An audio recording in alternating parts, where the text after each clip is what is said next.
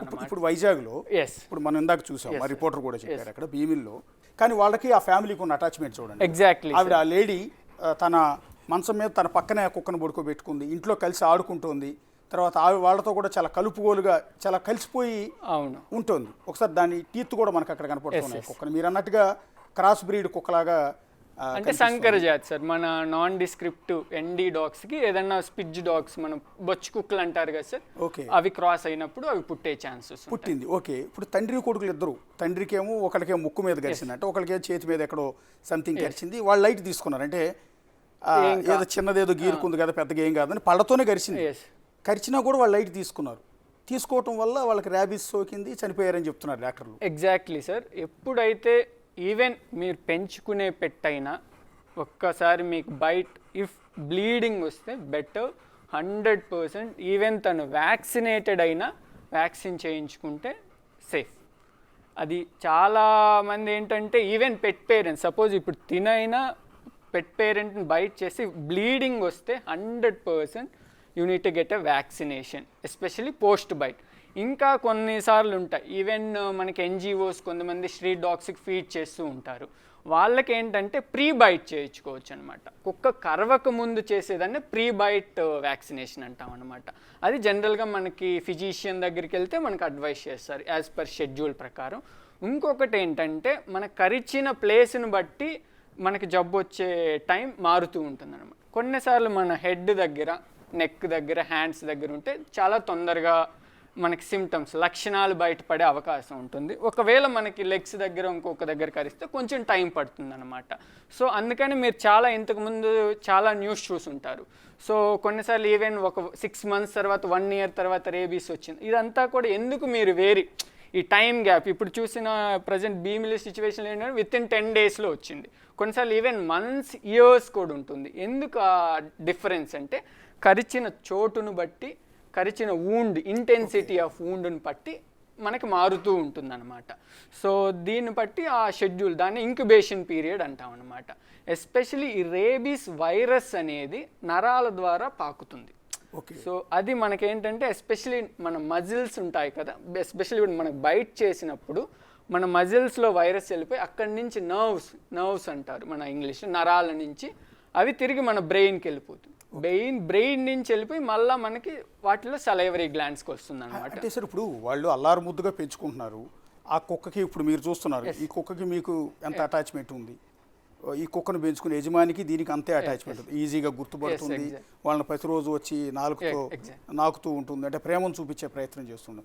అట్లాగే భీమిల్లో కూడా తండ్రి కొడుకులు ఇద్దరు ఎన్నో ఏళ్ళ నుంచి ఆ కుక్కను పెంచుకుంటున్నారు, కానీ వాళ్ళని ఎందుకు కరిచింది?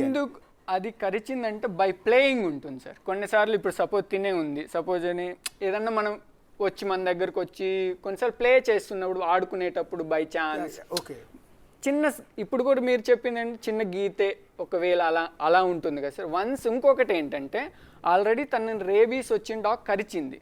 సో రేబీస్ సపోజ్ ఇప్పుడు దీనికి రేబీస్ కరిచిన డాగ్ కరిచిందంటే ఒక 10 daysలో దీనికి సిమ్టమ్స్ వచ్చేస్తాయి అనమాట, లక్షణాలు. అంటే కరిచే బిహేవియర్, ఈవెన్ ఓనర్ అయినా కరుస్తాయి.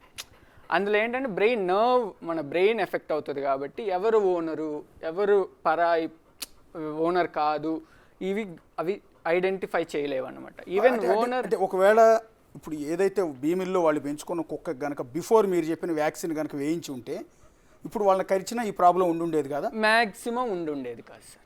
90% అవాయిడ్ చేసేవాళ్ళు. Exactly sir. తను ఒకవేళ వాళ్ళు కొన్నిసార్లు ఏంటంటే ఐడెంటిఫై చేయలేరు సార్. ఈవెన్ వాళ్ళు మేబీ వాళ్ళకి అంత ఐడెంటిఫై చేశారు, వేరే డాగ్ వచ్చి తను కరిచింది అనే అవేర్నెస్ లేకుండా.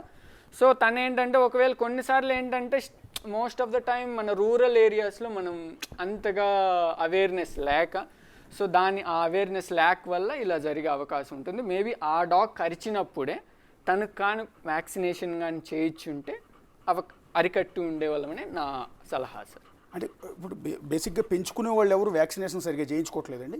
చేయించుకుంటారు సార్. ఈవెన్ అదే సార్ నేను చెప్పేది, ఈవెన్ మీరు వ్యాక్సినేషన్ చేయించినా వేరే డాగ్ కరిస్తే, సపోజ్ ఇప్పుడు మీరు తిన్నే వాకింగ్ తీసుకెళ్తారు బయటికి, బయట మన స్ట్రీట్ డాగ్స్ ఉంటాయి, సపోజ్ ఏదన్నా ఫైట్ జరిగి దీనికి ఏమన్నా వూండ్స్ కానీ పడితే ఈవెన్ వ్యాక్సినేషన్ ఇంతకు ముందు చేసున్నా మళ్ళా పోస్ట్ బైట్ షెడ్యూల్ చేయించుకోవాలి సార్, కరిచిన తర్వాత చేయించుకోవాలి.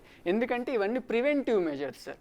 ఎందుకంటే రేబీస్ అనే దానికి ట్రీట్మెంట్ లేదు కాబట్టి